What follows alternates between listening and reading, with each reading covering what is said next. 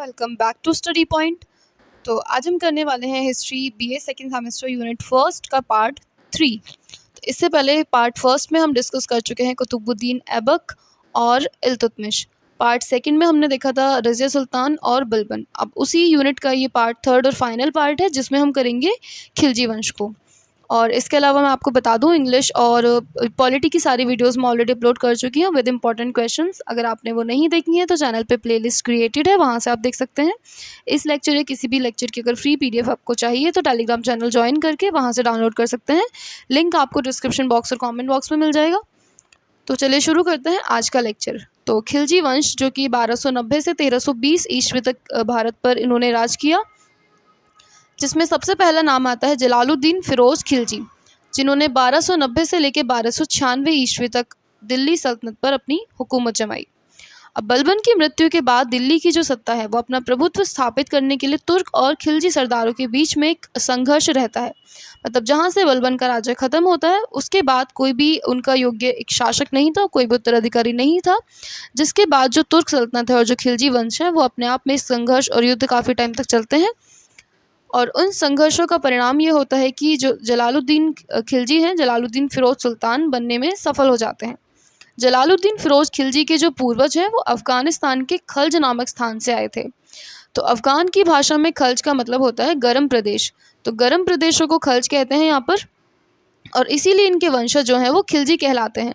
अब जलालुद्दीन फिरोज खिलजी ने दिल्ली में खिलजी वंश की स्थापना की और एक उदार और सहिष्णु शासक की तरह उन्होंने राज किया।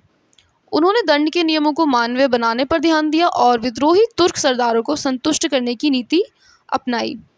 सुल्तान का भतीजा अलाउद्दीन, जो कि कड़ा और अवध का इक़्तिदार था, रक्षा मंत्री था और देवगिरी पर आक्रमण करने के लिए स्वयं वो निकलता है।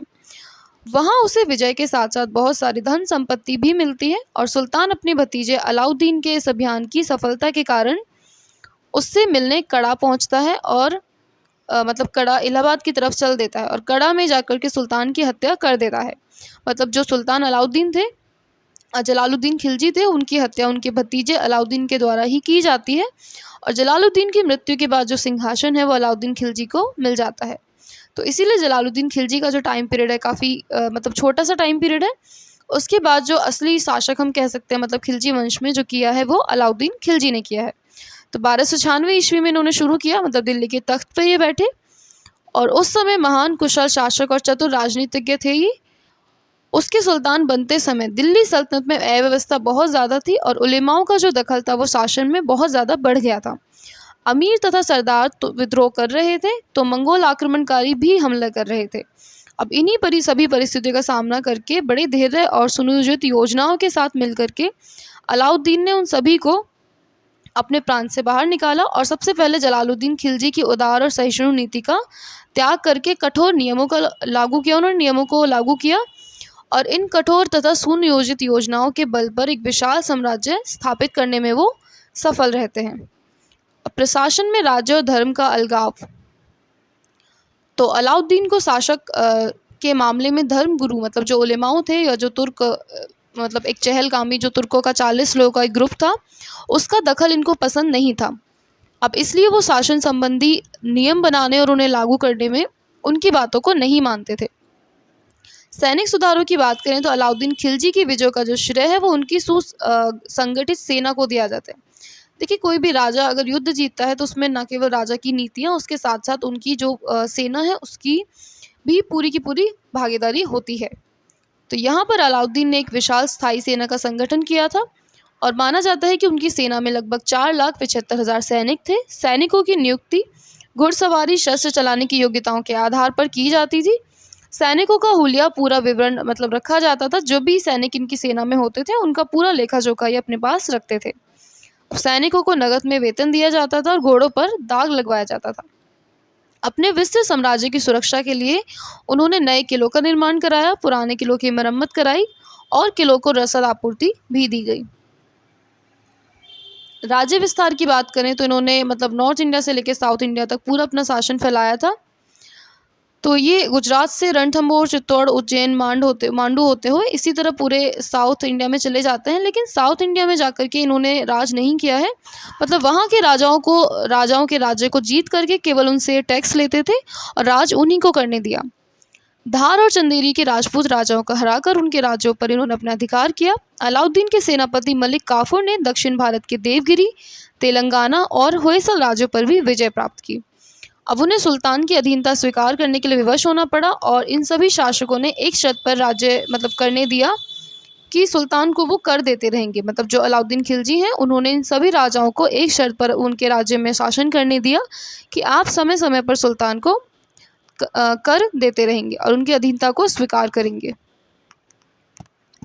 अब आगे है अमीरों और सरदारों का नियंत्रण। तो अलाउद्दीन का मानना था कि दावत और उत्सवों में मिलने से जो अमीर सरदार हैं इनकी निकटता बढ़ती है और ये मिलकर के विद्रोह और षड्यंत्र षड्यंत्र बनाते हैं राजा के अगेंस्ट। तो ये चाहते थे अगर इस तरह की पब्लिक मीटिंग्स और गैदरिंग्स ना हो तो इन लोगों को ग्रुपिंग का मौका नहीं मिलेगा और ना ही ये योजनाएं बना पाएंगे।